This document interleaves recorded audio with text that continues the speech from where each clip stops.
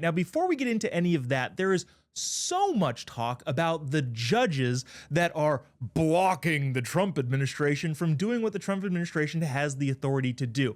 Now, we can argue about whether or not they have the constitutional power and all that sort of stuff, but this is what I thought was fascinating, and I didn't know this, and I would love to share this information with you. Okay. So we've seen the judges at the federal level say, President Trump, you can't do this. Okay, fine. Well, what actually has to happen for a judge to issue an injunction? Let's take USAID, for example. USAID fired a bunch of employees, stopped a bunch of aid, and a judge said, no, you can't do that. These employees need to go back to work. Okay, well, technically speaking, if you are the party that is looking for the court to issue an injunction, in other words, USAID employees or the unions, you actually have to put up a bond to show that effectively you're serious.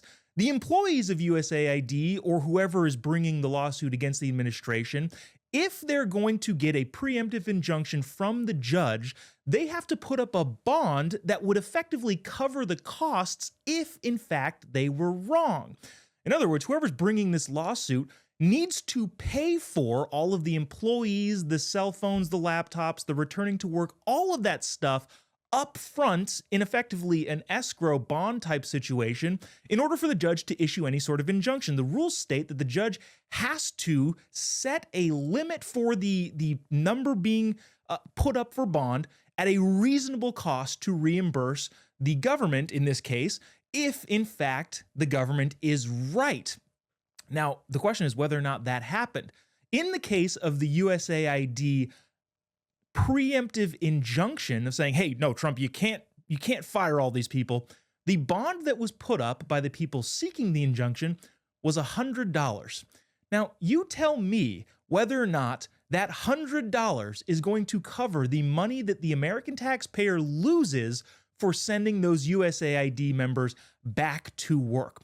We have a crazy problem with activist judges in this country, and we would love to talk about that with our awesome panel today. Harrison Weinhold works at The Blaze, and Savannah Hernandez is a Turning Point USA contributor, and both of us joined us today. Guys, thanks for coming on. Thanks for having us, Jobob. Savannah, I want to start with you. We'll go ladies first because we believe in traditional gender roles here. Okay, we've seen so many of these judges issue these like, well, Trump, they blocked Trump and they're activist judges. I didn't know about the bond that the people seeking injunctions needed to put up. But probably what's on the top of everybody's mind is a judge recently came out and said, okay, well, you have to put the transgenders back in the military.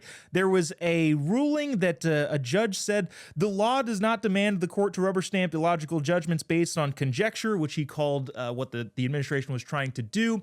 I think broad question here, Savannah, at what point does it become unconstitutional for the judges who constitutionally have the right to check the president to be activists in effect and circumvent how we do things in this country? You know, I've been following this a lot, Jobob, and my main takeaway is I refuse to call these judges because that's exactly what they are activists. A lot of people have equated this to a judicial coup, and I honestly would agree. I mean, we did not vote for these people. We gave Donald Trump and his entire administration the mandate on the promises that he made to the American people, and it's so crazy to me now to see judges trying to stop deportation flights, trying to put transgender people back in the military. You know, Rob Smith did a really great video about this where he said every transgender military member is non-combat deployable, meaning we can't send them, overseas. They're basically, they're doing administrative work. And then after they leave the military, we're on the hook for all of their medical bills, AKA all of their transgender medical medicine, whatever. The point is, what are we doing in this country, Jobob?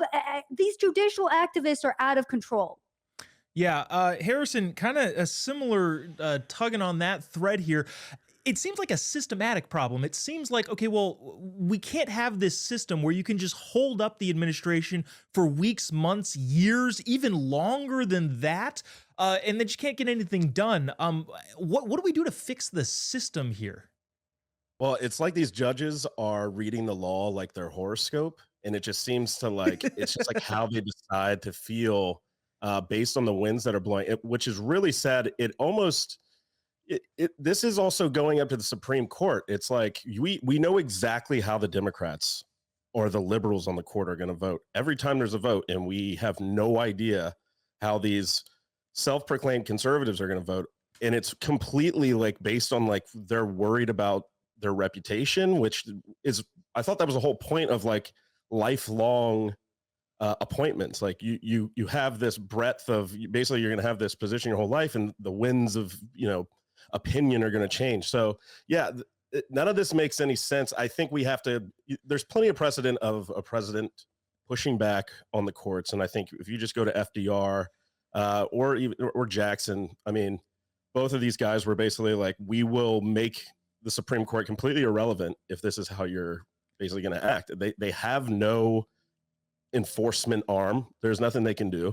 I don't think we really need to get to that point, because I just, it would obviously just be really horrible again when it's used against the right. But I mean, it's at the point now where if the federal government or if the executive can't get anything done because of a low level federal district judge, then yeah, we don't have democracy in this country. And this is like actually like Civil War type stuff that you're messing with, because now the entire country feels like they're being nullified by activist judges, people that weren't elected at all.